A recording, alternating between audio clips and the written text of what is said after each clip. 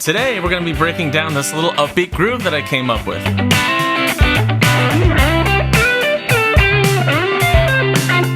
It's got double hammer-ons, it's got some rhythmic percussive strumming. So stick around and let's learn this together. So this whole groove is going to sit inside the chord family of C. We're going to be playing the 1 chord first, which is C, and then we're going to go to the 5 chord, which is G. So here is how we start the groove. Right on the C chord, down, down, down, up, just like that. All right? And then in between these movements, I'm going to be having this percussive picking. Down, up, down, up, down, up, down, up, just like that.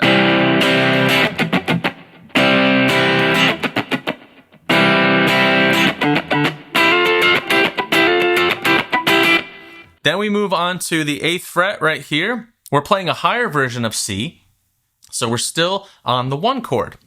This higher version of C is spelled with the 3rd and the lowest note. So E, then the 5th, G, then the root C, just like that. We're just taking the chord and unscrambling it over here, condensing it. Okay? Now there's a technique we're using here where we're isolating 2 strings. We're only letting 2 strings ring out when we strum. And we're muting the rest of the strings with our left hand. So let's go back to C here.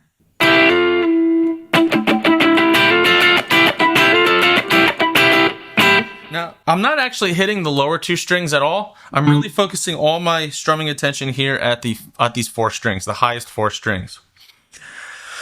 My middle finger is actually resting up against the D string. Now, this is like a subconscious now that I do it, but you'll probably have to think about it because I've been doing string muting like this for a while, so just comes second nature as anything does. So I'm muting this, and I'm actually muting the highest string with my index finger. All it is just the flesh of my fingers resting on it. So now it's muted.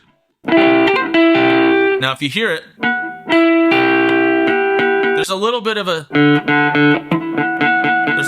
like a harmonic coming out there, but you weren't going to hear it in context. Just like that. So here's a good way to practice this. Get your muting, mute this D string with your middle finger, mute the high E string with your index finger, and check them. Once they're both muted, then you can work on a down, up strum and stop the strings. Just like that. Down, up, damper. And then you can even go to the 3rd fret here. Just like that. That way you can get a feel for that technique. And then once you get a little more comfortable with that, then we have to do it here for this hammer-on. And I'm doing a double hammer onto what I consider this is actually like an F chord shape right here. See that? C to an F. Now all I'm doing is hammering on these 2 notes here. Now this is cool because it gives us a harmony of sorts. Okay, so I'm hammering on from the C shape to this little F shape. So first let's look at the pattern. We're going to hammer on and hit the same 2 notes that we hammered on again. And then we're going to do an up strum.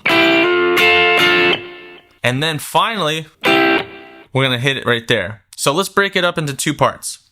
Just like that. Right there. That's your first bit. Then the second half of that is like that. Up strum, damper, up strum, damper. Like that. And you notice I have some percussive in between, a down up percussion.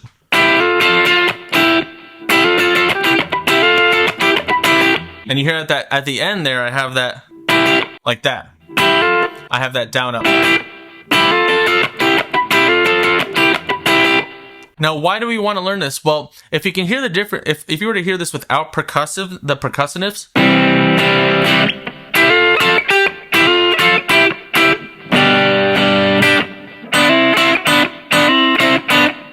still sounds cool, but now let's hear it back with the percussive strumming back in there.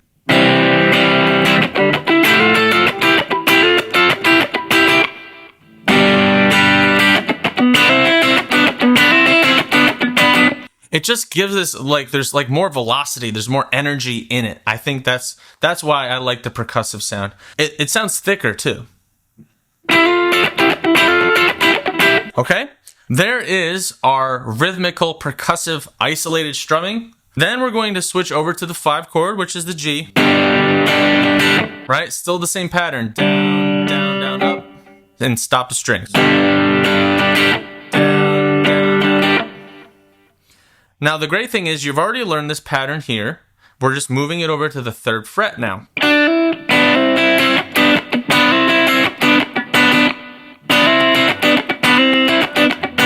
After this, I go into a little solo part.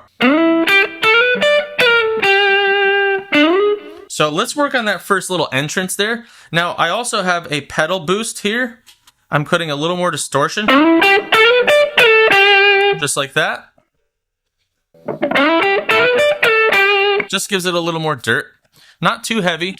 Position yourself where we just were for the C chord shape, this little first inversion C chord shape. And I'm outlining the first 2 notes of that. And then I'm going up a whole step, sliding. So sliding into the shape, a short note, and then sliding from 10 to 12. You hear how the phrasing is kind of like long, short? We have long, short, long, short, long, long. It's kind of like that. How am I getting those short notes? It's all done with the right hand. So I'm actually dampening to get those short notes. You see? So practice just that. Slide in and hit that second note. Pick it and stop it with your right hand. Then the same thing here. Right there. Long, short, long, short. Then I'm working my way back down. So that second slide that I did, I'm sliding back now. Now working on that backslide is actually like a rapid acceleration and stopping. And we're landing right there on the G note. Now, working on the vibrato, I'm just letting the weight of the string bring the note back down. So I'm kind of like I'm pushing tension, release, tension, release, tension, release. And then you just need to even it out. Sometimes it might sound a little funky like this. Just even it out.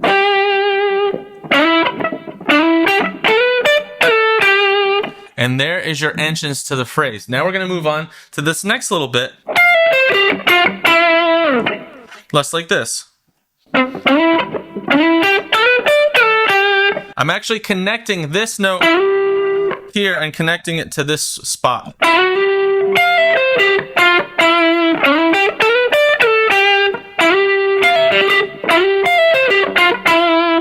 All right. Now, I think if you've been playing guitar for a little bit, you'll recognize this shape. This is a D, open D shape here. I'm moving to the 12th fret. This is actually C. This is another way to play just the 3 notes of C, C, E, G. Or I say keg to help me remember it. So I'm playing this, but I'm outlining. Instead of strumming it like a chord, I'm picking the notes out. Now, I'm adding one note. I'm actually starting with a note that's not a part of this chord. I'm starting outside of it. So that note that's not a part of the chord, I call like a neighboring tone, or we call it a passing tone. So you start with that neighboring tone and pull off to the note in the chord. Then you outline the rest of the chord, those 3 notes, and just like that. Then from here, I go down a whole step, and then a half step. Now you hear I've got those staccato notes in there again. 3 staccato notes, 12, 10, 9.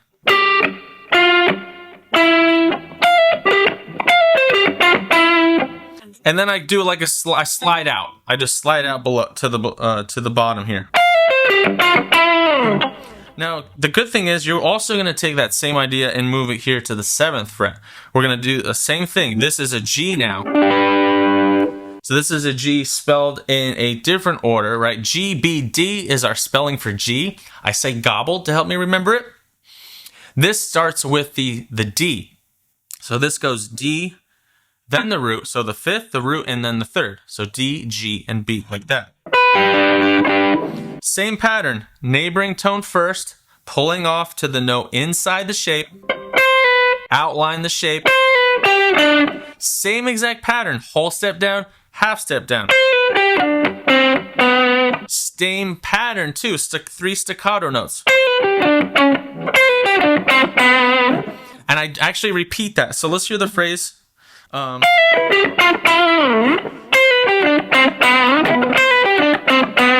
I do it that back to back with a little chicka in the middle. There is your most of the solo. Then we're going to finish the solo with this shape. Or 2 shapes. We're going to go here, which is, this is actually the top 3 notes of a G7. G7 is gobbled, GBD, plus F, which is the 7th note away from G. Now what I did was I actually took out the lower note G and just played the highest 3 notes so that I could keep these shapes like in a triad movement. All these are triad shapes. Here's the root for G. You might have even played this D7 here before, just like that. So instead of doing a 4-note chord, I'm just doing this. And then we're resolving to the C shape that we learned in the beginning. Let's do that. Just down, up, down, up, down, up. And finishing on C. Now what I'm doing here is just playing around with some more neighboring tones of the shape here on the lowest voice of the shape. A couple of hammer-ons.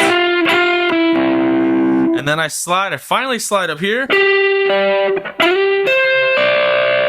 I'm taking that other C shape that's here, the D one. It looks like a D, but it's actually a C. And what I did was I played C sus2. Like that. Quick thing on a sus2 chord. Here is, a sus2 requires you to remove the 3rd note of any triad and replace it with a 2. That's why there's a 2 there. Sus is short for suspended. So we're suspending the note below the 3rd. So here is 5th, root, 3rd. A sus chord is not just something that you can pick randomly. It's actually a functional chord that you can use to create suspense. That's why it's called suspended again. So here's the 3rd. I'm suspending the note below right here. And you hear how it kind of hangs out there? There's no resolve. I did that on purpose. Now here it is resolved. So I just let it hang out there. And that's how we finished it. All right, well, I hope you enjoyed this broken down version of my short. If you found any value in this, like, share, subscribe, and I'll be releasing a lot more videos just like this. Stay tuned. Later.